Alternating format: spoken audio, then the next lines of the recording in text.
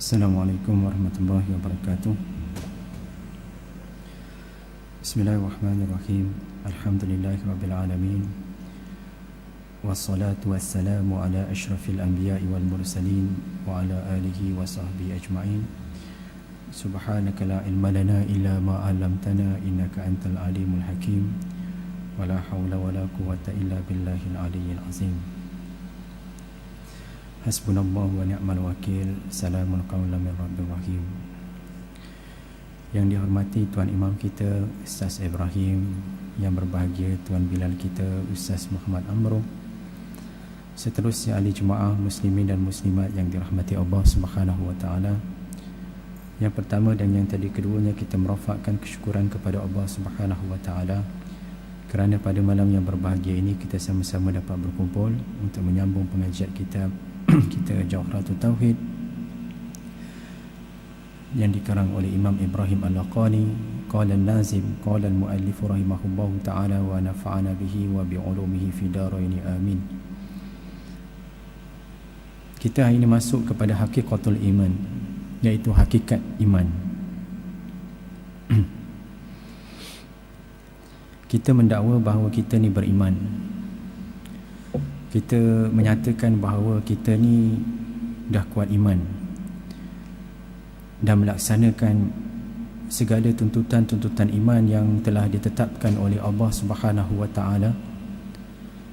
Namun dalam pada masa yang sama, perbuatan amalan kita tidak menunjukkan kita orang yang beriman.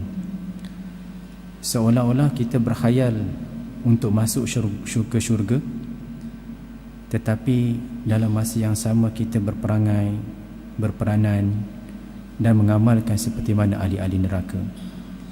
Jadi sebab itu kita bahaskan di sini menurut hakikatul iman, hakikat keimanan. Dan bila membahaskan hakikat keimanan ini, kita bahaskan macam mana takrif iman. Apa yang dimaksudkan dengan iman? Dinyatakan di sini wa fussiral imanu bitasdiqi wan nutqu fihi al-khalfu bit-tahqiqi. Sesungguhnya iman itu ditafsirkan dengan tasdiq, iaitu percaya, yakin. Dalam erti kata bermaksud iman ini dalam erti kata paling mudah, bahasa yang paling mudah kita faham, tasdiq, iaitu kita yakin. Dan sebab itu disebutkan di sini wan nutqu fihi al-khalfu bit-tahqiqi. Dan bila cakap dengan iman ini, kita mesti mengucap, disebut. Bukan macam contoh, bila kita sebut, dia masuk kepada ketika mana orang yang bukan Islam berbahas tentang orang yang bukan Islam, apakah sah Islam dia kalau dia cakap aku masuk Islam dalam hati dia, ataupun dia mengucap asyhadu an la ilaha illallah wa asyhadu anna muhammadar rasulullah, tetapi dia ucapkan tu dalam hati, tidak disebut wan nutqu. Disebutkan ni an-nutqu ni bermaksud dia mesti dibunyikan, mesti disebut dengan lidah, mesti di hadapan. Dan sebab itu kita bahaskan, ulama ahli sunnah wal jamaah membahaskan apakah sah, kenapa kita mensyaratkan bagi orang yang non-Muslim apabila dia nak masuk Islam, dia kena mengucap dua kalimah syahadah di hadapan qadi ataupun di hadapan para pemimpin, di hadapan ulama, di hadapan ustaz. Apakah benda tu dibuat sebagai satu, maksudnya apakah kalau sekiranya dia tak sebut di hadapan hakim ataupun di hadapan pemimpin ataupun di hadapan qadi, apakah Islam dia tu sah ataupun tak? Okey. Dia berkenaan dengan apabila seseorang, contohnya kita dalam konteks di UTM, apabila orang yang non-Muslim nak masuk Islam, apakah kriteria ataupun yang kita beritahukan, prosedur yang kita perlu terangkan macam mana dia nak masuk Islam? Kita cakap okey, nak masuk Islam ni yang pertama sekali kena jumpa qadi, jumpa siapa yang layak, iaitu nak kena mengucap, kena disebut. Boleh tak kalau contohnya dia nak masuk Islam, okey aku masuk Islam, aku mengucap asyhadu alla ilaha illallah wa asyhadu anna muhammadar rasulullah, dia contohnya dia duduk masjid diam-diam, dia mengucap asyhadu an la ilaha illallah wa asyhadu anna muhammadar rasulullah, apakah sah dia punya Islam ataupun tak? Selagi mana dia tak sebut di hadapan hakim, di hadapan orang, di hadapan sesiapa, maka Islam itu tak lagi sah. Dia begini kisahnya. Ahli Sunnah wal Jamaah berdalilkan pada kisah Ali bin Abi Talib. Ali bin Abi Talib ni, kalau kita melihat sejarahnya, iaitu bapa saudara Rasulullah sallallahu alaihi wasallam, ketika mana Rasulullah sallallahu alaihi wasallam berdakwah daripada awal mendapat wahyu sampailah beliau meninggal dunia, Saidina Ali bin Abi Talib, iaitu Ali bin Abi Talib, bapa saudara dia ni, bantu Rasulullah walaupun dia tak Islam. Dan sebab itu para ulama cakap, selagi mana kita ada sahabat Cina ke India, dia bantu Islam, dia suruh kita sembahyang, dia suruh kita berzakat, dia suruh kita puasa, dia cakap kamu ni kena sembahyang cepat, apakah dia boleh nak diiktibar sebagai Islam? Tak boleh lagi diiktibar sebagai Islam. Ataupun dia ni memang tolong perjuangan Islam, dia bagi bantuan keuangan, dia tolong orang susah, masa banjir ni pun dia tolong, dia seolah-olah bila program tazkirah dia pun duduk sekali, ataupun ketika mana dia baca Quran pun dia pun baca Quran, boleh baca Quran. Apakah dia tu dah Islam? Tak Islam lagi, selagi mana tak mengucap di hadapan orang yang sepatutnya diucap. Sebab itu kes Saidina Ali bin Abi Talib, ulama membahaskan apakah Saidina Ali pula, apakah Ali bin Abi Talib ini masuk syurga ataupun neraka? Ulama bahaskan sampai macam tu. Apakah Ali bin Abi Talib ni masuk syurga ataupun neraka? Sedangkan dia bapa saudara Rasulullah sallallahu alaihi wasallam, dia yang menjaga dakwah Rasulullah, dia yang mempertahankan Rasulullah, dialah yang ingin berperang dengan Abu Jahal, dengan Abu Lahab, mempertahankan Rasulullah. Apakah dia ni masuk syurga atau masuk neraka? Ulama bahaskan, Ahli Sunnah wal Jamaah menyatakan bahawa penghujung kepada Ali bin Abi Talib ini adalah ke neraka. Walaupun dia bantu Rasulullah, dia tolong Rasulullah, dia pertahankan Rasulullah, sebab dia disebabkan tak mengucap. Sebab itu ulama waktu tu dia mengambil istinbat bahawa kisah kepada Ali bin Abi Talib ni, iaitu kisah Abu Talib ni, iaitu bapa saudara Rasulullah, syarat bagi seorang yang non-Muslim bila nak masuk Islam, dia kena mengucap di hadapan orang.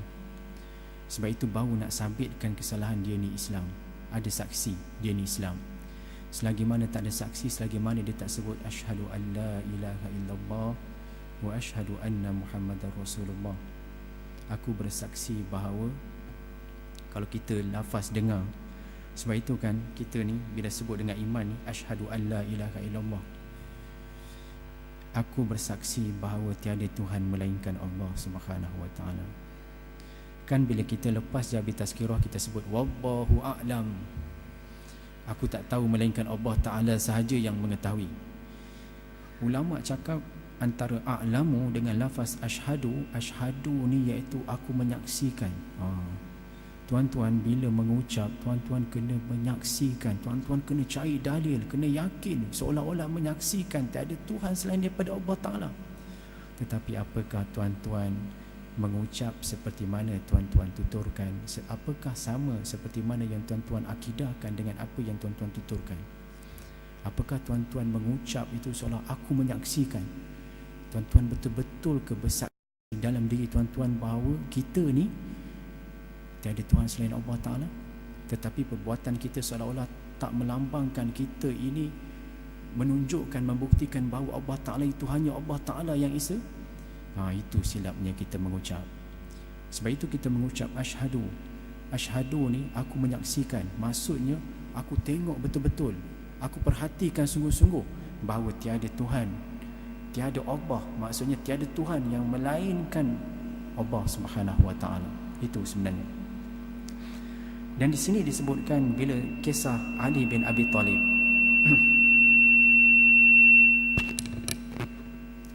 Dan bila kisah tentang Ali bin Abi Talib ini, walaupun di penghujung kehidupannya, ulama membahaskan kan Rasulullah sebelum Abi Talib ini meninggal dunia, di sisi Abu Talib ini Abu Jahal, dan disuruh Rasulullah mengucap, tetapi Abi Talib masih lagi tak mengucap. Kalaulah dia mengucap waktu tu, tengok, kalaulah dia mengucap waktu tu di hadapan Rasulullah, sebab Rasulullah tak tahu, Rasulullah tak pernah dengar pun daripada Abi Talib ni ucapan asyhadu an la ilaha illallah wa asyhadu anna Muhammadar Rasulullah. Tak pernah dengar. Kalau andainya Rasulullah telah menyatakan dengar apa yang diucapkan oleh Abu Talib, sudah tentu Rasulullah SAW tidak akan mendesak ataupun menegur ataupun menyuruh Abu Talib waktu itu mengucap. Jadi tak ada. Jadi tak ada nas ataupun tak ada dalil yang menunjukkan bahawa Abu Talib itu mengucap. Dan sebab itu para ulama disebabkan bila orang dan non-Muslim ni nak masuk Islam, dia kena syarat, dia kena mengucap. Mengucap sebagai pembuktian bahawa dia ni masuk Islam. Namun di sini kita perlu tahu bahawa bagi yang non-Muslim, dia masuk Islam tu bila dia mengucap, dia kena tinggalkan banyak perkara yang selama ini dia amalkan menjadi kebiasaannya. Tetapi kita ni, ni persoalannya, kita ni yang Islam baka ni, terus-terus je lahir kat muka bumi ni Islam, Muhammad Nizam, Muhammad Kamaruzzaman, Muhammad Aidil. Jadi kita ni, apakah kita mengucap, kita menyaksikan bahawa Allah Subhanahu Wa Taala tu maksudnya tiada Tuhan selain Allah Taala? Itu kita kena persoalkan. Dan iman ini bila sebut dengan tasdik, kepercayaan, dia yazid wa yanqus, dia naik dan dia tinggi. Apa yang maksudkan dengan iman ni bila yazid dengan yanqus, bila bertambah dengan berkurang? Mengikut pandangan ahli sunnah wal jamaah, dia menyatakan, kalangan menyatakan bahawa iman itu mesti bertambah dan berkurang. Kenapa? Kalaulah iman tu bertambah, nescayalah tak adalah orang yang melakukan dosa di dunia ni. Maksudnya kalau iman tu bertambah, sentiasa bertambah, kita tengok sembahyang maghrib ni macam sembahyang Jumaat. Orang tak ada pergi disko, orang akan tak ada pergi ke pusat-pusat hiburan, orang tak ada pergi pusat urut, orang tak ada, mesti confirmnya Jasko tu bankrupt. Sebab orang Melayu waktu tu pergi ke masjid, sebab iman dia tu semua tinggi. Jadi semua iman tu tinggi, dan iman dia bertaraf dengan iman malaikat, dengan iman Nabi manusia. Jadi waktu tu manusia memang tak kejar kebendaan, dia mengejar Allah Subhanahu Wa Taala. Masjid penuh, semua penuh, puasa pun apa pun semua manusia bekerja-kejar sebab imannya bertambah. Hakikatnya tak. Sebab itu ahli pandangan Islam ini lebih relevan dan lebih rasional. Dan kalau sekiranya iman ni berkurang, maksudnya dalam diri manusia ni iman berkurang je, nescayalah kalau iman berkurang ni masjid pun kosong. Masjid pun kosong, tak ada orang. Kalau ada pun seorang imam, seorang Bilal, dialah imam, dia Bilal, dialah makmum, merangkap semua dia bertugas. Jadi dalam erti katanya, kalau iman tu berkurang, nescaya tak adalah kebaikan yang ada dalam dunia ni. Jadi sebab itu menurut apa yang disebutkan oleh Rasulullah SAW ini, al-imanu yazidu wa yanqus, iman itu bertambah dan iman itu berkurang. Tuan-tuan yang dirahmati Allah Subhanahu Wa Taala, wa'lam anna al-imana billahi wa rasulihi yanqasimu ila khafi wa huwa al-waqi'u bil qalb wa yusamma i'tiqadan, wa ila jali wa huwa al-waqi'u bil lisan wa yusamma syahadatan.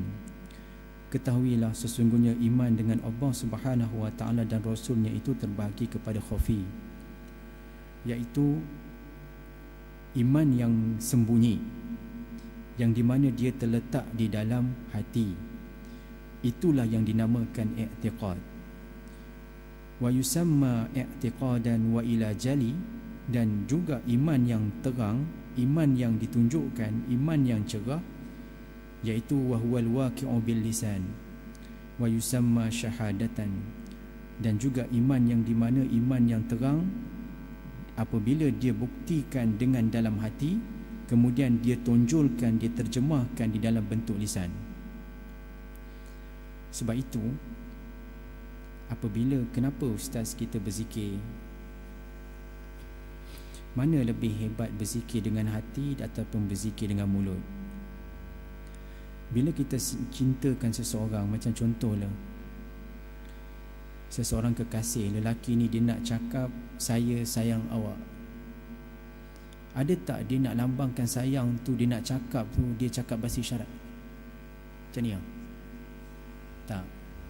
Dia mesti dilafazkan, saya suka awak, saya sayang awak. Kena buktikan. Sebab itu zikir apabila sebut dengan nama, iaitu dia kena sebut dengan subhanallah, alhamdulillah, wallahu akbar, la ilaha illallah, Muhammadur Rasulullah, subhanallah, hasbunallah wa ni'mal wakil, wala hawla wala quwwata illa billahil aliyil azim. Tuan-tuan kena sebut. Zikir tu disebutkan, zikir tu kena sebut. Bukan kita hanya menumpukan di dalam hati, dan sebab itu dinamakan khafi, iaitu yang terletak di dalam hati. Wa kadzalika al-imanu lillahi wa rasulihi fal khafi minhu kal niyat allati tatawaqqafu 'alayha al-ibadatu wa i'tiqad al-ahkam asy-syar'iyyah kama syurri'at wal jali ka af'al al-jawarih. Dan juga yang dimasukkan dengan iman dan rasulnya ini, apabila dia sembunyi, ia termasuk dalam niat, dan dalam niat itulah padanya ibadah, dan juga kepercayaan kepada hukum syarak. Dan kemudian kita buktikan dengan kita imankan, kita percayanya itu, maka anggota badan seterusnya melaksanakan apa yang diperintahkan oleh Allah Subhanahu wa taala. Apakah contohnya? Saya cakapkan, ustaz, apakah iman ini bertambah disebabkan oleh amalan kita bertambah, ataupun dalam kita bertambah? Dalamnya bertambah, bau ibadah kita bertambah. Contohnya lah, saya bagi contoh. Aku rasa nak naikkan iman aku ni, aku nak puasa, nak bangun qiyamul lail lah tiap-tiap malam. Maksudnya kita waktu tu percaya dengan dia buat qiyamul lail tu tiap-tiap malam tu akan menambahkan iman dia. Tu silap. Iman ni, amalan tu bertambah disebabkan oleh dalam, bukan disebabkan oleh luaran. Bukan disebabkan contoh kita, aku nak cara, orang panggil, nak cara bagi iman banyak ni. Sememangnya iman ni banyak memang daripada pelakuan. Tuan-tuan semayang, baca Quran, berzikir, solat, qiyamul lail, kemudian pergi ke kuliah agama, kemudian berzikir lagi, baca maksurat, baca hizib. Tuan-tuan buat semua tu pada dasarnya memang nak naikkan iman, tetapi pada dasarnya, hakikatnya, yang menterjemahkan, yang memperbanyakkan amalan disebabkan dalam. Macam contohlah, tuan-tuan naiklah kereta kancil dekat Lebuh Raya, nak balik JB ke KL, ni study week kan, nak balik kampung esok. Tiba-tiba tuan-tuan bila tengah bawa kancil tu, Ferrari potong, piau, maju. Apakah tuan-tuan cakap bila Ferrari itu potong? Tuan-tuan apa tuan-tuan anggap? Dalam dia tu power, enjin dia tu power, enjin dia tu power, dia menghasilkan horsepower dia tu laju. Kalaulah contohnya enjin tuan-tuan tu kancil 1.0, nak lari macam Ferrari, contohnya nak lari macam Ferrari, aku pun boleh buat sebenarnya. Alah, setakat 1.0 aku boleh challenge Ferrari, hancur tuan-tuan kancil. Tak boleh, mustahil, logik tak boleh terima. Sebab enjin dia tu kecil, dia tak boleh hasilkan tenaga yang power untuk dia pergi jauh. Kalau dalam ni power, enjin tu power, confirm dia boleh buat laju. Kalaulah iman kita power, memang confirm kita boleh buat ibadah apa pun, confirm, sebab kita yakin. Tapi hakikatnya kita tak yakin, itu masalahnya. Macam mana kita tak istiqamah dengan ibadah kita? Sebab kita tak yakin dengan Allah Subhanahu Wa Taala. Kenapa ibadah kita ni sekejap naik, sekejap turun?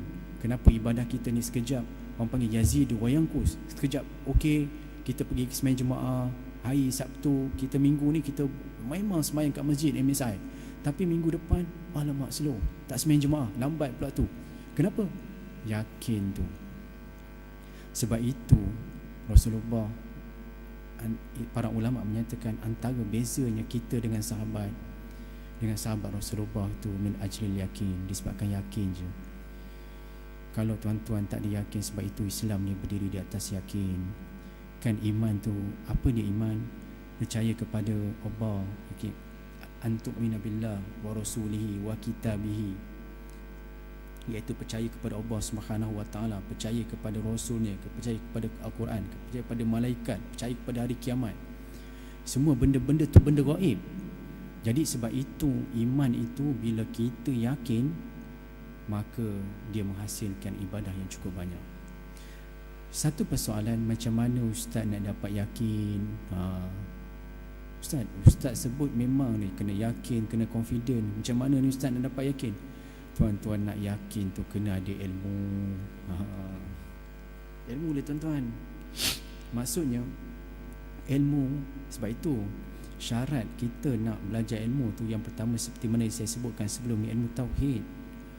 Tuan-tuan kena kenal, belajar dulu tauhid. Ulama dulu dia nak sembahyang. Kenapa dia sembahyang? Kenapa dia buat ibadah? Sebab dia kenal Allah Subhanahu wa taala. Jadi bila dia kenal Allah Subhanahu wa taala dan dia tahu bahawa Allah Taala lah yang selayaknya untuk disembah, maka waktu tu dia pun mencari macam mana dia belajar, macam mana ke cara dia nak beribadah kepada Tuhan ni, kepada Allah Subhanahu wa taala ni. Masa itulah wujudnya hukum fiqh. Secara beribadah macam ni, cara kamu nak sembahyang macam ni. Tuan-tuan yang dirahmati Allah Subhanahu wa taala, tak ada dalam dunia ni yang di mana agamanya, yang agama dia mendakwa dia ni Tuhan, tetapi dia ajar cara sembahyangnya macam ni, melainkan Islam je.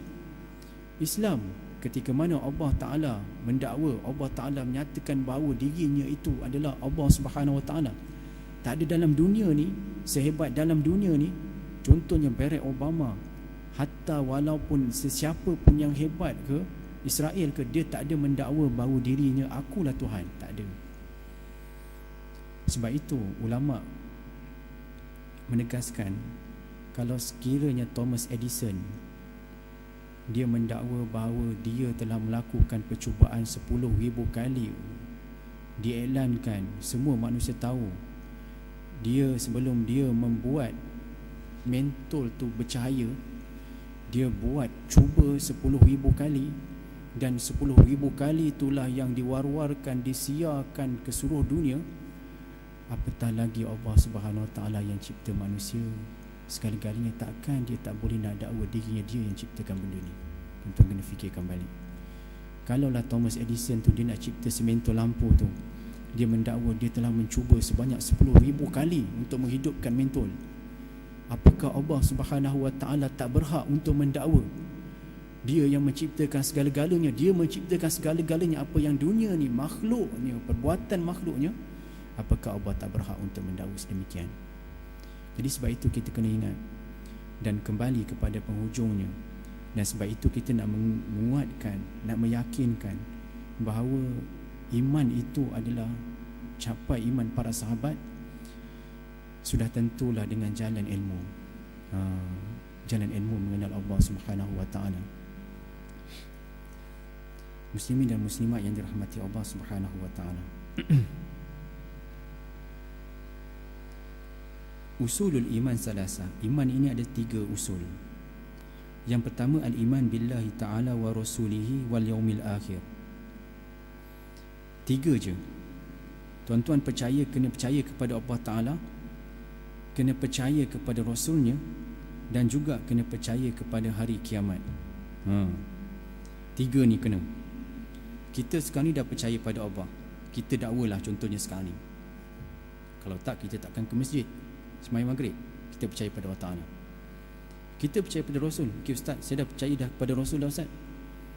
Apa yang Rasul buat, Rasulullah suruh pakai jubah, saya pakai jubah Ustaz. Rasulullah simpan janggut, saya pun simpan janggut Ustaz. Rasulullah bersugi, saya pun bersugi Ustaz. Rasulullah puasa Isnin Khamis, saya pun puasa Isnin Khamis Ustaz. Rasulullah potong kuku, saya pun potong kuku Ustaz. Rasulullah berkahwin, saya pun berkahwin Ustaz. Rasulullah makan kurma, kita makan kurma. Rasulullah makan susu, saya minum susu, saya pun minum susu. Tuan-tuan ikut. Tuan-tuan dah laksanakan 2 perkara, iaitu percaya pada Allah Ta'ala, percaya Rasul. Tetapi dalam masalah yaumul akhir ini macam mana? Sebab itu kita belajar tadi dalam tasawuf. Sebab itu tuan-tuan yang dirahmati Allah Subhanahu Wa Taala, bila belajar tauhid ni dia memang tak boleh daripada hakikat kita mengenali tasawuf.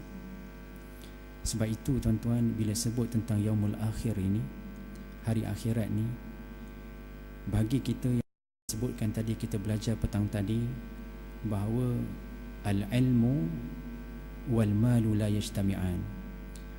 Ilmu dengan harta itu tidak boleh berkumpul dalam satu tempat. Tuan-tuan kena ingat. Jadi akhirat ni, yang nak masuk akhirat ni adalah dengan ilmu.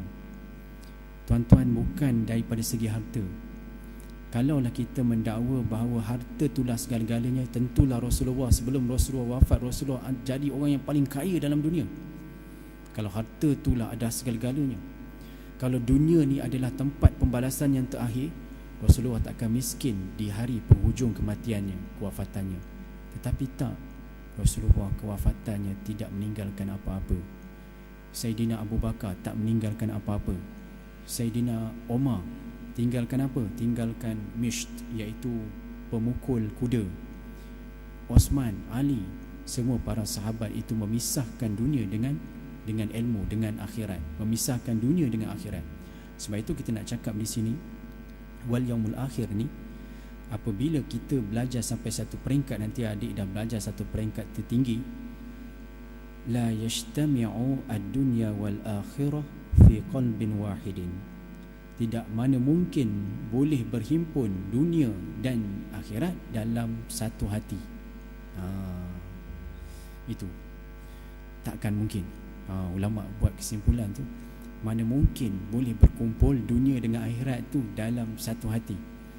Maksudnya hati kita ni, tuan-tuan kena buat pilihan. Akhirat tu nak macam mana, dunia tu nak macam mana. Banyak tuan-tuan yang kita kena pelajari. Kemudian disebutkan di sini,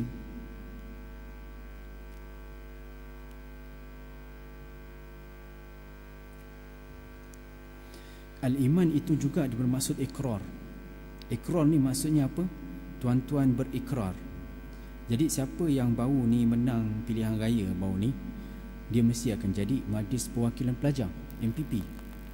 Bila dia jadi MPP, dia kena berikrar bahawa saya akan melaksanakan tugas, saya akan menjadi MPP, saya akan jadi esko sekian untuk UTM. Jadi ketika mana manusia ini dilahirkan ke atas muka bumi, sebelum dilahirkan ke atas muka bumi, maka satu ikrar telah dilafazkan oleh kita dengan menyatakan alastu bi rabbikum, qalu bala syahidna. Kita ni sebelum kita, kalau kita kembali kepada zaman apa yang disebutkan oleh Rasulullah, bila dicakapkan apakah aku ni Tuhan kamu, alastu bi rabbikum, kita ni nak duduk ke dunia ni, nak turun ke dunia, kita cakap qalu bala syahidna, ya betul, sesungguhnya kami saksi bahawa engkaulah Tuhan kami. Kita kemudian kita lahirkan ke dunia, ditiupkan roh, kita lahir ke dunia dan kita diberanakkan sehinggalah kita wujud zaman sekarang. Tetapi apakah apa yang kita nekatkan, kita ikrarkan tu bertepatan dengan amalan yang kita lakukan pada hari ini? Sebab itu masa hari akhirat nanti kita akan dihitung segala-galanya. Kita akan dikembali, di-recheck balik, kita akan dipertikaikan kembali apakah sama dengan apa yang kamu dakwakan sebelum kamu dilahirkan dengan selepas kamu dilahirkan. Jadi sebab itu kita ni, apabila kita cakap qalu bala syahidna, ya sesungguhnya kami menyaksikan bahawa engkaulah Tuhan kami, maka waktu tu kita dengan keadaan sekarang, umur contohnya adik-adik sekarang ni umur 23, 20, 19, muda lagi, 18, 17 tu tak adalah, mungkin 18, 19, 20. Kena buat perancangan, kena upgrade iman tu, kena upgrade, serius dengan agama. Kita ni sentiasa nak upgrade, handphone nak upgrade, kereta nak upgrade, rumah nak upgrade, pointer nak upgrade, motor nak upgrade, tayar nak upgrade, tak ada sport rim nak sport rim upgrade. Semua dunia ni kita nak upgrade. Tetapi apakah iman langsung kita tak terfikir macam mana nak upgradekan iman kita? Apakah jalan kita nak upgradekan iman kita? Apakah dengan kita tunggu hidayah daripada Allah Subhanahu Wa Taala kita nak upgrade? Tak. Semestinya tekadkan daripada sekarang. Kita ni nak tahun baru. Contoh sekarang ni dah berapa hari bulan? Sekarang ni dah 20 hari bulan. Tinggal beberapa hari nak masuk tahun baru 2014. Aku 2014 ni, aku tekad 1 je hari bulan ni 2014 aku tak nak tinggal solat jemaah. Upgrade sikit. Berani. Tak nak tinggal solat jemaah. Macam mana pun lewat pun aku nak tunggu jemaah. Kalau RNR pun, kalau jumpa pun aku nak solat juga jemaah. Kalau dekat mana pun aku lewat pun aku nak panggil siapa-siapa tunggu solat jemaah. Tuan-tuan kena ada niat macam tu, upgrade. Jadi sebab itu kita ni dalam dunia, sebab kita ni dalam bab dunia kita upgrade, tapi dalam bab iman, dalam bab mengenali Allah Subhanahu Wa Taala, kita langsung tak terfikir untuk upgrade. Bila kita sebut tentang bahawa alastu bi rabbikum, kita baca Yasin semalam. Siapa yang baca Yasin? Allah Subhanahu Wa Taala sebut dalam surah Yasin, alam yarau anna khalaqna lahum min nutfatin fa iza huwa khasimun mubin. Apakah kamu tidak perhatikan bahawa sesungguhnya aku menjadikan manusia itu daripada setitis air mani yang hina. Kita ni faiza, dan kemudian dan tiba-tiba. Faiza ni maksudnya, iza ni disebut fijaiyah. Iza fijaiyah ni tiba-tiba. Bila dia dapat pangkat, bila dia dah besar, bila dia dah cantik, bila dia dah handsome, bila dia ada kedudukan, bila dia ada ilmu, bila dia ada ijazah, bila ada master, PhD, dia menjadi musuh aku yang nyata. Tu. Jadi kita ni hidup kat dunia ni, sememangnya kita kena mengenali hakikat kita ni, iaitu hakikat kejadian kita. Kalau tuan-tuan melihat kejadian yang dicipta oleh Barat, macam contoh Charles Darwin mendakwa bahawa dengan teori evolutionnya manusia itu berasal daripada beruk. Teori dia ni melalui teori pemerhatian. Dia tak, sebenarnya teori ni cukup lemah. Sebab apa? Sebab dia bukan mengkaji asal usul manusia. Kita nak kaji asal usul manusia itu daripada tak ada kepada ada. Teori dia ni melalui pemerhatian, benda tu dah ada kemudian besar. Islam tu bukan macam tu.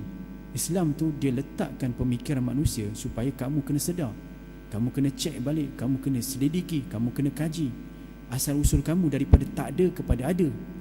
Kalau teori yang dinyatakan oleh Charles Darwin tu, teorinya tu bermaksud bendanya tu dah ada.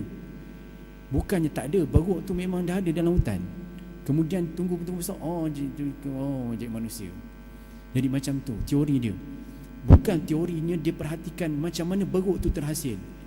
Islam bukan macam tu. Islam tu dia melihat macam mana benda tu tak ada kemudian jadi ada. Siapa yang mengadakannya dan macam mana dia boleh ada.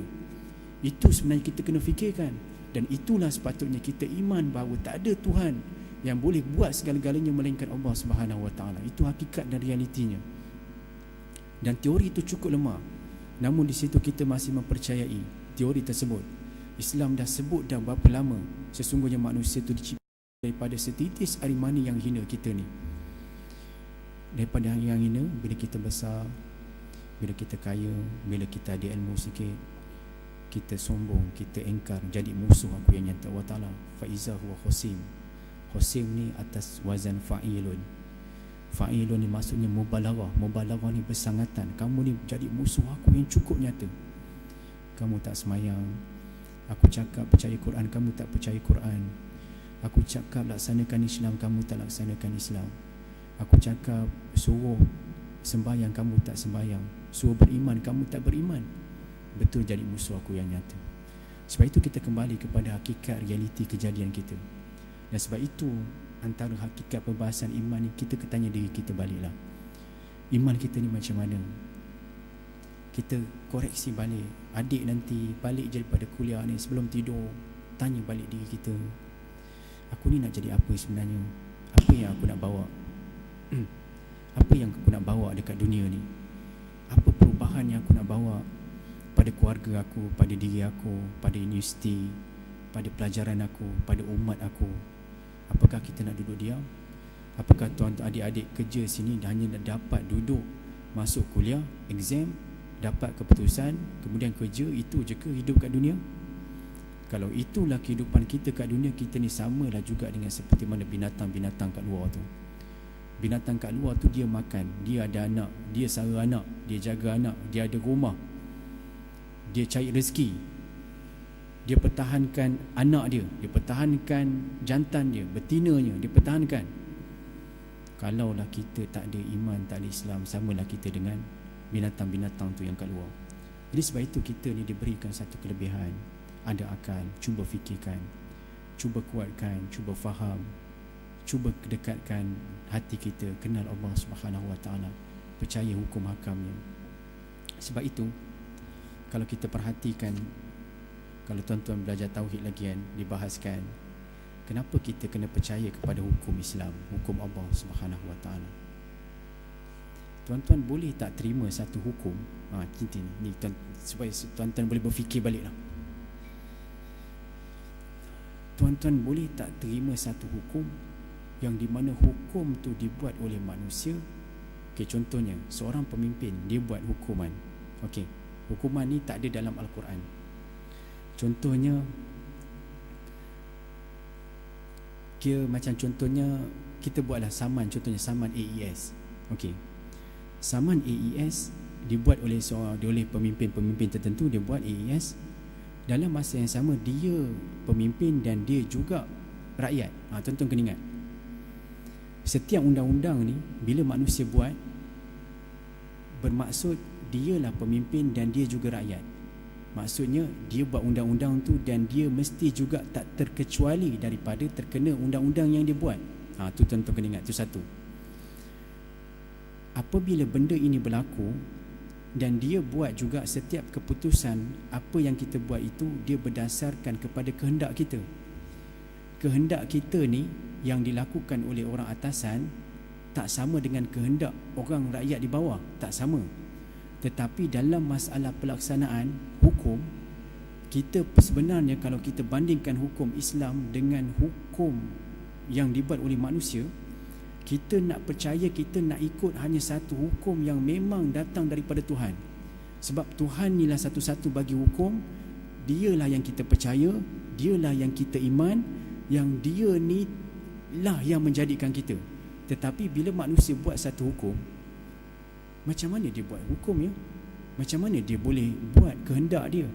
Sedangkan manusia pun ada kehendak dia lain. Seolah-olah kita kena follow kehendak dia, dia tak follow kehendak kita, dan kemudian dihukum berdasarkan mengikut kehendak dia. Jadi secara asasnya, saya pun susah nak cerita macam mana saya nak cerita supaya kita boleh lebih faham lagi. Maksudnya bila hukum tu datang daripada manusia, dia sebenarnya yang pertama, bila hukum tu datang daripada manusia, yang pertama hukum yang dibuat tu dia akan mesti berdasarkan kepada kehendak dia. Tuan-tuan, kalau Allah Ta'ala buat satu hukum memang berdasarkan pada kehendaknya, tak mungkin lah, memang dia Allah Ta'ala, dia layak buat hukum. Tetapi kehendak dia apakah sama dengan kehendak manusia yang lain? Mungkin dia nak buat ni, tetapi manusia yang lain tak ikut kehendak dia. Apakah sekiranya dia buat hukum ni sama juga? Susah saya nak ceritanya. Macam mana nak cerita bagi faham sikit? Dia maksudnya macam mana ya? Nantilah saya cuba huraikan tentang perbezaan. Sebenarnya kalau bahaskan tentang dia, kita ni bila sebut tentang hukum ni tak lain dan tak bukan dalam dunia ni kita kena menerima setiap apa yang hukum datang daripada Allah Ta'ala. Dia je layak baginya. Sebab kita tak menafikan Allah Ta'ala yang datangkan hukum ni. Macam contoh kita semayang. Kenapa semayang? Sebab datang tu daripada Allah Subhanahu Wa Ta'ala. Kalau lah macam contoh semayang tu dibuat oleh manusia, kenapa perlu semayang? Kenapa manusia ni buat semayang? Kau buat semayang, tapi aku tak nak semayang. Jadi macam mana ya? Itu susah saya nak cerita. Subhanallah. Nantilah saya cuba fikirkan, sebab antara perbezaan antara undang-undang yang dicipta oleh manusia dengan undang-undang yang dicipta oleh Allah Subhanahu Wa Taala jauh bezanya. Itu. Cuma di sini saya nak cuba mudahkan, fahamkan dengan lagi mudah bahawa bila je manusia tu buat undang-undang, kita ni buat undang-undang akan mengikut kepada mazhab kita. Tuan-tuan kena ingat, ikut mazhab kita, ikut nafsu kita. Macam contohlah, adik nak buat, contohnya nak buat tim futsal. Okey, kita buat tim futsal, seorang daripada kawan kita cakap, siapa yang nak join tim futsal aku ni, dia kena handsome. Kalau tak handsome macam mana pun, kalau dia terror main pun tapi tak handsome, tak boleh join tim futsal. Okey, itu dia cakap punya undang-undang. Kan macam Itali kan, Itali dia punya pemain bola sepak dia semua handsome. Semua handsome, syarat dia kena handsome. Tak terror pun tak apa, yang penting handsome. Kalau dia terror pun tapi tak handsome, tak boleh masuk tim Itali ni. Jadi maksudnya, kalau adik buat undang-undang tu, kenapa adik buat undang-undang macam tu? Kenapa kita buat undang waktu tu ikut nafsu kita dan ikut kehendak kita? Ikut nafsu kita, ikut kehendak kita, dan kita kena patuh undang-undang tu, dan orang yang nak masuk join tu kena patuh. Jadi sebab itu, bagi manusia untuk dia buat satu undang-undang, sebenarnya tak layak untuk dia. Itu sebenarnya tak layak untuk dia nak buat satu undang-undang, kerana dia seolah-olah mengikut kehendak dia tanpa memikirkan kehendak orang lain. Sebab itu kalau kita bahaskan tentang kebaikan dan keburukan, macam mana kebaikan dan keburukan itu boleh datang dalam satu masa. Macam contohlah, saya cakap si Ahmad dengan si Abu. Si Ahmad dengan si Abu ni, contohnya si Abu ni dia kerja Johor, si Ahmad ni pun kerja Johor juga. Si Abu ni berasal daripada Kedah. Jadi mereka ni dua-dua cikgu kerja. Ahmad ni berasal daripada Kedah, dan dia tiba-tiba dia dapat posting ke Kedah. Maksudnya dia memang asal Kedah tapi kerja kat Johor. Jadi dia rasa, baik untuk dia. Baik untuk dia. Tetapi si Abu ni yang memang berasal daripada Johor, tetapi dia dipindahkan ke Sabah, naik pangkat. Tapi dia tak nak. Padahal dia pergi tu baik, naik pangkat, baik. Tetapi dia tak nak. Dia rasakan benda tu keburukan bagi dia. Jauh daripada keluarga, jauh daripada family. Jadi pengiktibaran tentang baik dan buruk ni pun sebenarnya masalah sampai sekarang tidak selesai. Manusia sama sekali dia tak boleh nak menentukan baik dan buruk. Sebab itu datang wahyu, datang sokongan daripada Allah Subhanahu Wa Taala, sebut yang ni baik dan ni buruk. Tu nampaknya Tok Bilal tu dah ketuk mikrofon nak azan. Jadi kita insya-Allah, saya rasa cukuplah untuk pada malam ni. Saya minta maaf di atas kelemahan saya tadi untuk menyampaikan tentang kekurangan-kekurangan yang saya tak tahu nak susun ayat macam mana. Faham tu faham, tapi saya nak terjemahkan perbezaan yang begitu ketara antara hukum yang didatangkan dengan Allah Subhanahu Wa Taala dengan hukum manusia, sama sekali berlainan dan jauh daripada segi perbezaan. Jadi sebab itu insya-Allah kita akan sambung pada minggu yang akan datang. Minta maaf atas segala kekurangan dan kelemahan, dan pada student-student yang nak periksa final untuk SEM ni, saya ucapkan selamat menempuh peperiksaan. Semoga berjaya, bukan berjaya di dunia tapi berjaya juga di akhirat. Belajar sungguh-sungguh, belajar pulun sungguh-sungguh, buat semua tu kerana Islam, kerana nak buang kejahilan, kerana ilmu, kerana nak memperjuangkan agama, nak memperjuangkan Islam, nak buang kejahilan dalam diri, nak jadi manusia yang baik. Belajar sungguh-sungguh, capai keputusan yang terbaik semata-mata untuk meletakkan agama kita tu pada tempat asalnya, dan juga niatkan setulusnya kerana Allah Subhanahu Wa Taala. Jadi insya-Allah kita akan jumpa pada minggu yang akan datang. Wabillahi taufiq wa hidayah. Assalamualaikum warahmatullahi wabarakatuh. A'udzubillahi minasyaitonirrajim. Bismillahirrahmanirrahim.